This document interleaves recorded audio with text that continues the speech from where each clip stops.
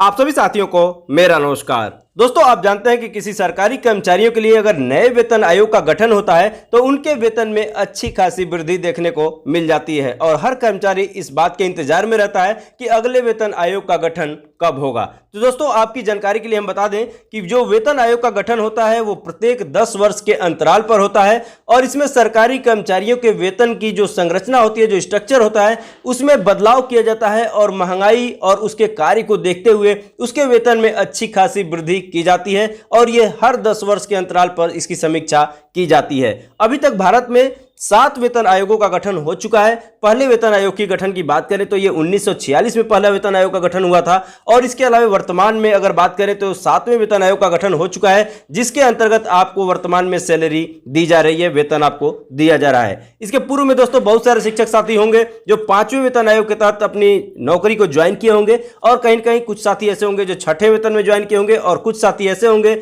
जो 7वें वेतन आयोग में ज्वाइन किए होंगे। तो ऐसे में जो साथी 5वें वेतन आयोग और 6ठे वेतन आयोग में ज्वाइन किए होंगे, वर्तमान में 7वें वेतन का लाभ ले रहे हैं, तो निश्चित रूप से उनको इस बात का आभास होगा कि उनके वेतन में अचानक से कितनी अच्छी खासी वृद्धि हो गई थी। इसमें अभी तक 7वें वेतन आयोग तक की बात करें तो 6ठे वेतन आयोग में जो वृद्धि हुई थी वो अब तक की सर्वाधिक वृद्धि हुई थी, जो कि वेतन अच्छा खासा इसमें बढ़ा हुआ था। दोस्तों, यहां हम आपको बता दें कि 1 जनवरी 2016 से 7वें वेतन आयोग की सिफारिशें लागू हैं, उसी के तहत आपको वेतन दिया जा रहा है और इसी में आगे बताया गया है 8वें वेतन आयोग के बारे में, जहां से संशय की स्थिति पैदा हुई है। इसी संशय के विषय में हम बात करने वाले हैं कि 8वें वेतन आयोग का गठन होगा या नहीं होगा। तो दोस्तों, चैनल पर नए हैं तो प्लीज मेरे चैनल को सब्सक्राइब कर लीजिएगा और इस तरह की जानकारी भरी वीडियो से आप भी अपडेट रहना चाहते हैं तो बेल आइकन को ऑल वाले ऑप्शन के साथ निश्चित रूप से प्रेस कर लीजिएगा ताकि मेरे लेटेस्ट वीडियोज के नोटिफिकेशन आपको टाइम टू टाइम मिलते रहे। तो दोस्तों, आइए आज के इस वीडियो को शुरू करते हैं। दोस्तों, आप स्क्रीन पे देख पा रहे हैं राज्यसभा में लिखित रूप में प्रश्न संख्या 1807 पे मंगलवार के दिन 2 अगस्त 2022 को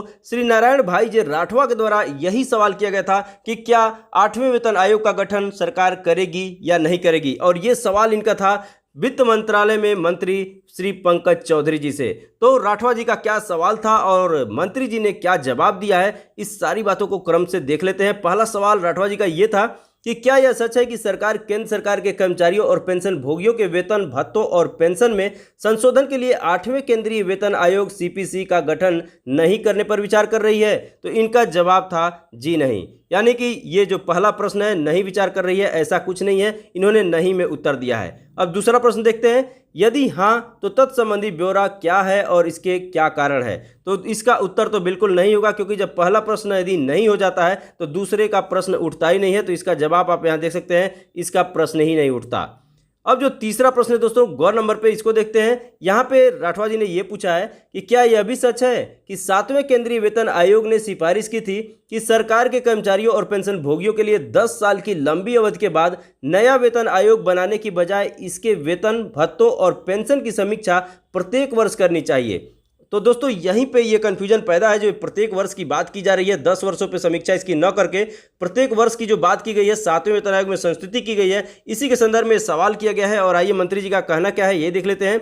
यहाँ पे इन्होंने जवाब दिया है गौ नंबर में, यहाँ देखिए, 7वें केंद्रीय वेतन आयोग के अध्यक्ष ने अपनी रिपोर्ट अग्रेसित करते हुए पैरा 1.22 में यह सिफारिश की थी कि मैट्रिक्स को 10 वर्ष की लंबी अवधि की प्रतीक्षा किए बिना आवधिक रूप से पुनरीक्षित किया जाए। इसे एक्राइड फार्मूला आधार पर पुनरीक्षित और संशोधित किया जा सकता है, जिसमें ऐसी उपयोगी वस्तुओं के मूल्य परिवर्तनों को विचार के लिए शामिल किया जाता है जो सामान्य व्यक्ति की जरूरतों में शामिल होती है, जिसकी शिमला स्थित श्रम ब्यूरो आवधिक रूप से समीक्षा करता है। सुझाव है कि नए वेतन आयोग की प्रतीक्षा किए बिना उस मैट्रिक्स को आवधिक रूप से संशोधित करने के लिए इसे ही आधार बनाया जाना चाहिए। तो दोस्तों, यहाँ जो भ्रम की स्थिति है 8वें वेतन आयोग को लेकर, वो यही इसी फार्मूले को लेकर है। एक्राइड फार्मूला आधार पर जो पुनरीक्षित और संशोधित करने की बात की जा रही है, तो ये हर वर्ष करने की बात की गई है, न कि 10 वर्षों पे, और इसीलिए ये कहा जा रहा है कि यहाँ से 8वें वेतन आयोग का गठन नहीं होगा। लेकिन दोस्तों, अगला सवाल इनका ये है कि यदि हाँ तो 7वें केंद्रीय वेतन आयोग की सिफारिशों को अभी तक लागू नहीं करने के क्या कारण है।